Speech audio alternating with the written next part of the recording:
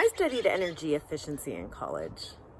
About a decade later, I was working in the fruit and vegetable industry and started stumbling around all these numbers of how much food was going to waste. And I could hardly believe it.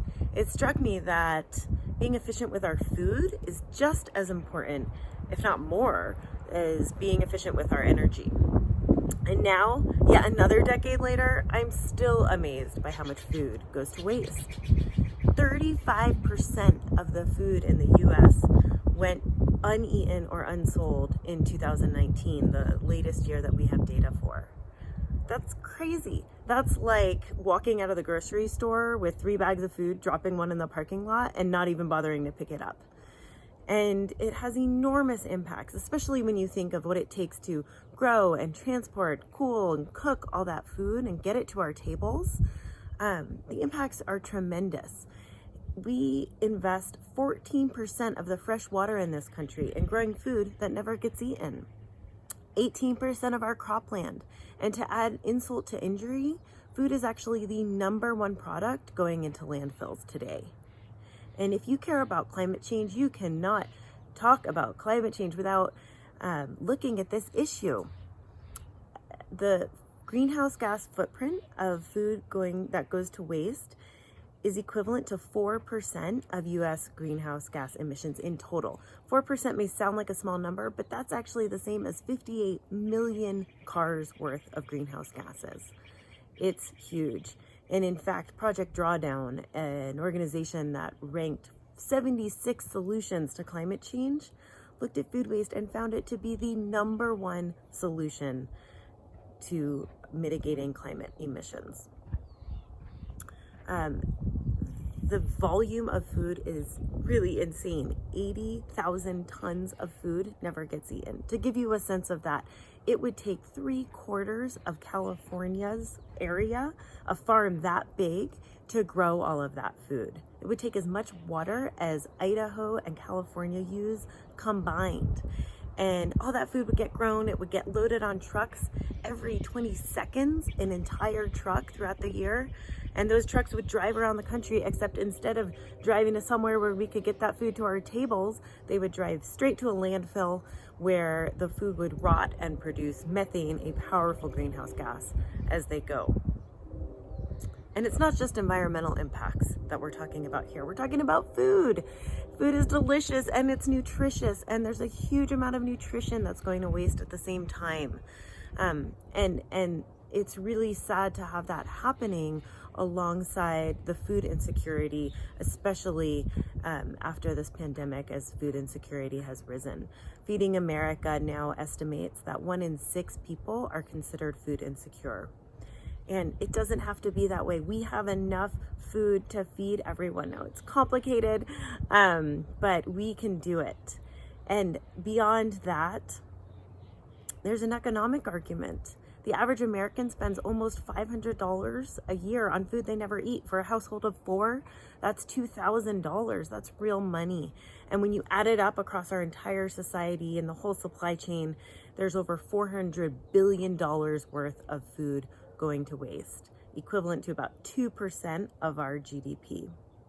But of course, when you're throwing that much food out, when you're throwing that much money out, there is opportunity to save it.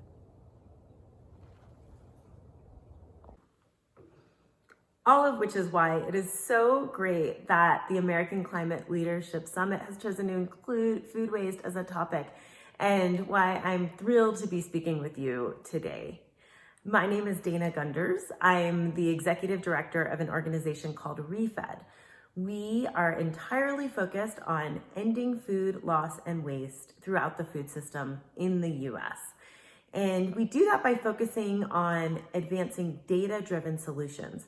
And that's an important thing to know, that solutions already exist, and there are all sorts of innovators working on more solutions to this.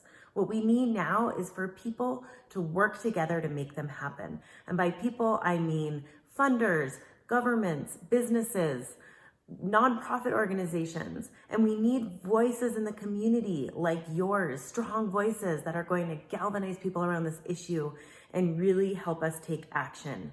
And we need to do that to combat the climate impacts of the issue and the other natural resource use that's occurring unnecessarily because of it, and to help those in need to get more food to them. The international and national communities have really galvanized around a goal to cut food loss and waste in half by 50% by 2030. You have the United Nations, the US government, big international food businesses, and others who have committed to that goal. And it's exciting, and we're starting to see some results. Our analysis shows that in 2016, after having climbed up for quite some time, the curve of food going to waste has actually started to level off since then. And per capita, it's actually started to decline a bit. So we like to think of ourselves as past peak waste and making some strides.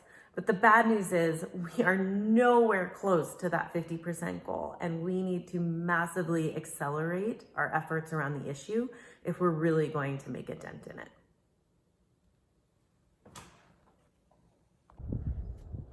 Food waste is a system-wide problem, and that means it is going to take a system-wide response to solve it, which means that for every one of us, there is a role to play, whether or not you are in business or in government or just in your own kitchen. So let's start there, in our own kitchens. What can you do? Well, we like to talk about the food waste 5. 5 things you can do in your own home right now. First, plan ahead. Second, store your food properly. Third, use your freezer. It can be like a magic pause button on food. Fourth, learn about date labels and what they do and don't mean. And fifth, make sure to eat down all the food that you have before you shop for more. But beyond our kitchens, there's a lot we can do in our communities. If you are a faith-based organization, there's a real tie to so many different religious traditions on this issue. And whether you're looking at environmental stewardship or feeding those in need, there can be a great means of outreach. 70% of all the food pantries in this country are actually run by houses of worship, which means that you have direct access to the end recipients of food donations. And studies have shown that lower income people do not waste less food. They waste about the same amount of food as everyone else, which means that helping them to really get educated on how to store their food, how to use it well, what cooking skills they need, can help them stretch their food budgets. There are some great resources out there for faith-based organizations at faithfightsfoodwaste.org. Please check it out. If you are a healthcare professional, you are uniquely positioned to really make that tie between food, not wasting it, and nutrition. Over 1/3 of all the food that goes to waste in this country is actually produce, healthy food that's not being eaten. And so while you're encouraging people to eat more fruits and vegetables, make sure you also help them learn how to store them, how to cook them, and how to not waste them. That will help them stretch their budgets further and ultimately be able to buy more of that healthy food. If you're a community organization, there's so much you can do in the policy realm to help this. There are policies around better infrastructure management for organics, for better food donation policies and consumer education, as well as consumer education initiatives that you can run yourselves, like challenges and things like that. So there is something for all of us to do. And if we can all work together, we will start to create a real cultural shift on the issue. And fundamentally, that is what we really need to end this problem. If I walk down the street and I throw half a sandwich out on the sidewalk, people think I'm crazy, right? But if I throw that same half sandwich into the garbage can, people don't think much of it. We are more concerned about littering than we are about actually throwing food out.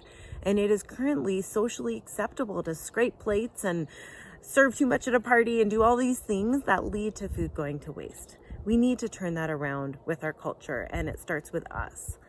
So please join us. ReFed's vision is a sustainable and resilient and inclusive future that makes the most of our environmental resources, that minimizes climate impacts, and that makes the most of the food that we grow.